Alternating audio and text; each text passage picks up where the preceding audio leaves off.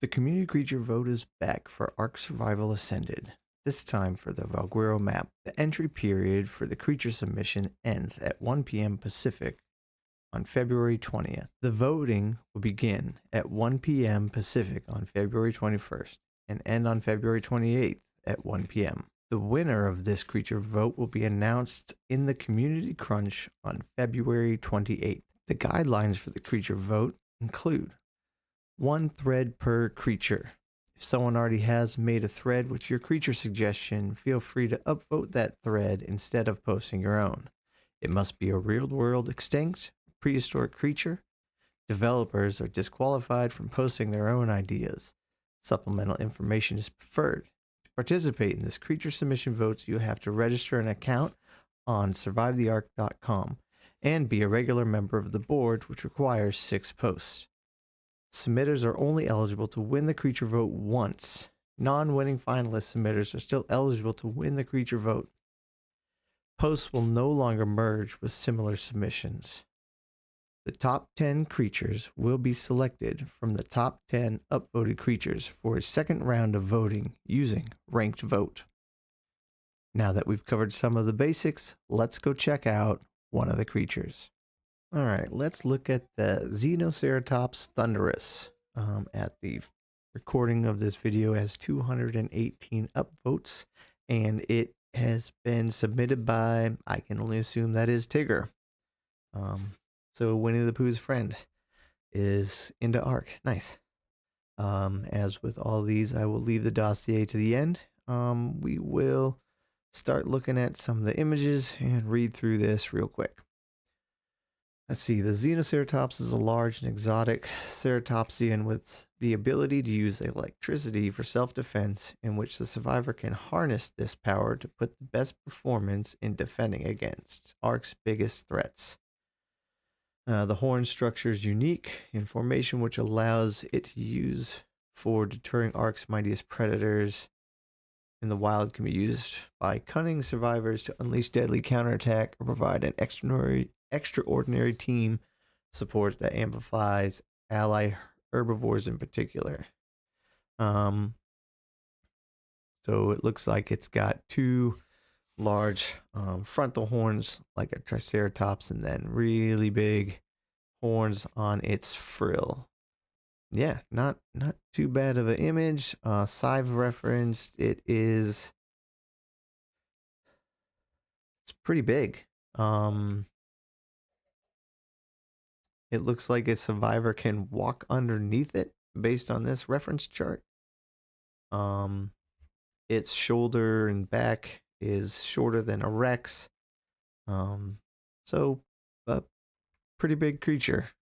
So mid-late game, like this could be a really good creature if it's strong enough. Maybe even another boss contender. Who knows? While this is dossier stuff, read through the submission before voting or making judgments. Well, that's what we're trying to do. It's not a lightning wyvern ceratops. All right. Basic attack. It can bash its face and horns into its opponents. Sweet. I love it. It will switch to a head swinging animation to attack enemies with the front horn while moving. It breaks trees, bushes like a normal herbivore would. Right click is a parry attack. It swings its head to the side using the angled horns to intercept enemies' attacks. If perfectly timed with the enemy's attack and facing the right direction, you'll be able to cancel the end lag of the parrying animation and keep on attacking with the left click. Okay, that's neat. Being able to not have that delay between attacks. You can stop an incoming attack and then keep going. But does that prevent the other creature from attacking? Like its follow-up attacks. Because in Ark, they just attack over and over and over again. There's no way to really stop that. So I'm curious if this parry will pause the other creature from being able to attack for a little bit of time. If the parry misses, The Xenoceratops is unable to act until the end of the swing animation. This could just be a problematic secondary ability. Um, if anything, it should work every single time and then be on a cooldown. And that's just based on the way that Ark works. Let's see, an energy gauge will build up slowly while running at its top speed or is taking damage from the front. It can build up the gauge intensely when successfully deflecting the enemy's attacks. The gauge has multiple levels and can be determined by looking at the face and the frill to judge how charged up the opposing Xenoceratops is. Um, so the patterns and electricity buildup become more and more intimidating. That's cool. I like that. Has a generic bar. Second level be UI. You will know the charge is full when it's sparking. Control or left and right click at the same time is a boosted attack. Xeno gathers all of its energy in its front horn, forming almost an extension of the horn made of electricity, discharges the electricity, rearing up on two legs and slamming in it in an AoE in front of it. Considerable knockback, dismount riders with an asterisk. Grass. I know what you're thinking. Please hear us. First Q&A section. All right. Oh, we got a little give here. Okay. Um, ground flyers attempting to grab a charged Xeno. It grounds a flyer attempting to grab it. Okay. Force the user to stop in place to re-up the animation, so it has to be used while standing still, and it uses up everything in the gauge. So as soon as this thing is fully charged, you have a massive attack. And if this is an AI ability attack, so like if you bring this into a boss fight, and it can do this like on on its own without a rider, then this could be a boss viable creature, especially having that AoE, get rid of a bunch of the ads, and put damage onto the main boss. Let's see, it has a roar, which is cosmetic, and give personality to the creature. Everyone always loves those. Let's see, level 0 to 1 does nothing, purely cosmetic, no cooldown, doesn't use up energy gauge. And 2 plus, why have level 0 and 1 if it doesn't do anything? I think it could either be less damage or there is no 0 and 1. There's just fully charged. Or percentage based. If you're 50%, then you do 50% of the main damage. So, rapid regeneration affects allies. Hold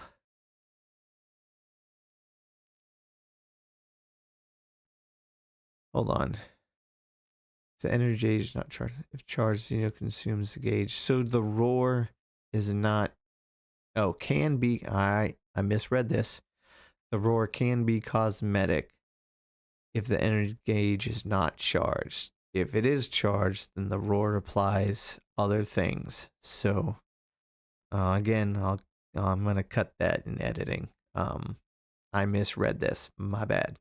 So the roar does nothing, or the roar applies an emboldening effect to the tribe's creature nearby. A 30% damage reduction. That's awesome.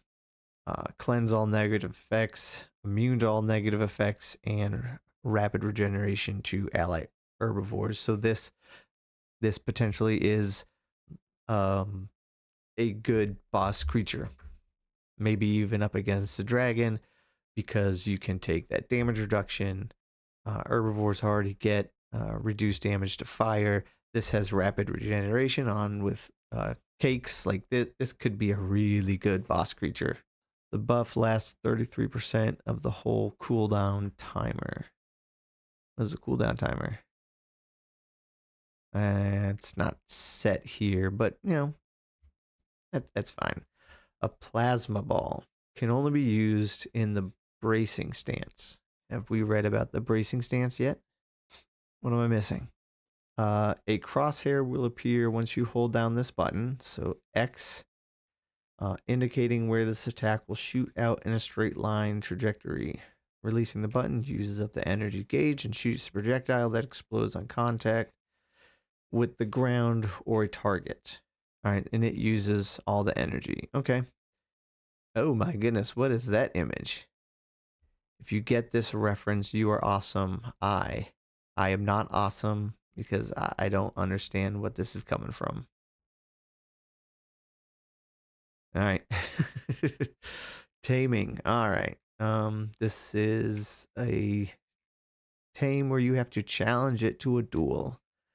The Xenoceratops drops its electrifying horn once defeated. This can be used similarly to the battery, although much weaker in capacity and can't be recharged. Combine this horn with an artifact and other horns to make the Xenoceratops think you are a challenger. The process begins once you approach a wild Xeno, drop the item near the dino you wish to tame. It will come investigate that item and accept your challenge. You must be level 75 to tame. Once the duel is on, the Xeno will randomly choose and play its telling animation indicating what attack it's going to use on you. You must act correctly on what it's doing to start applying torpor. Xeno's going to charge at you head on. Equip a lance. No, no one likes lances. uh, Equip a lance on your mount and joust in to intercept the charge. Oh no. Alright. Attack number 2. The Xeno is going to charge at you and bash its frill and horn into you. Equip a shield and stand your ground on your mount to block this attack. Attack number 3. Charges its plasma ball to shoot at you and use any kind of firearm to shoot the ball and blow that up in its face. Correct actions apply torpor and send the Xeno back into choosing its next attack. A wrong response to its attack applies heavy torpor to your mount. If your mount is knocked out, the taming will fail and you will have to restart. And good luck running away on foot. Yeah, okay. And this says, this is Bob. Bob used the lance when the Xeno used the plasma ball. Don't be like Bob. Win the duel to knock out the Xeno and proceed to feed it regularly. Quality of life. Spacebar. All right, so here's the bracing stance. This is the piece I was missing. You hold this button, it halts the user's movements, and the user is unable to attack. This gives the user omnidirectional turning, depending on the camera angle, that allows Xeno to properly face its opponent. And so that'll make it nice when you're trying to aim the electro ball. Shift is running. I think everything. Shift is enable drifting at max speeds to make sharper turns. That's always fun. Okay, so it should be a fairly quick creature. Passive, protective frills take reduced damage from projectile aimed at the frill, and net gun not being effective. Man, I miss a net gun. Those were good. I miss a lot of things from ASE. The tame Xeno can eat a lot of berries in exchange to help you fill your generator. And then there's a huge quality of life. If you want to come read this, you can. I guess I can like scroll through it, and if you want to read it on screen, then you feel free to pause. And then we're gonna get into the dossier. The Xenoceratops seems to have developed a cell that connects to the specialized nervous system, allowing it to activate all the cells to act at once in a certain area on impact, creating and storing powerful electricity in bursts. The reason behind such ability is uncertain, but given the Ark's hostility and the large predators in its habitat, it's not hard to guess why it developed such a trait. Xenoceratops sometimes fall prey to Ark's mighty predators when they are vulnerable, which makes them cautious around the presence of large predators and not hesitate to attack potential threats in their territory. With the electricity wielding power allowing it to grow such a massive size, the Xeno tolerates smaller animals while ignoring larger ones that do not pose a threat to them. Thanks to their defensive power, they are confident to travel alone or sometimes in pairs on this dangerous arc. Not only that they are really strong defender, but their unique interaction with electricity can only be brought out to the full potential by the best riders to turn the tide of the battle. The Xenoceratops is also placed within a war pack for how its roar can be amplified to prove resistance to damage and status effects for the ally, especially other herbivores.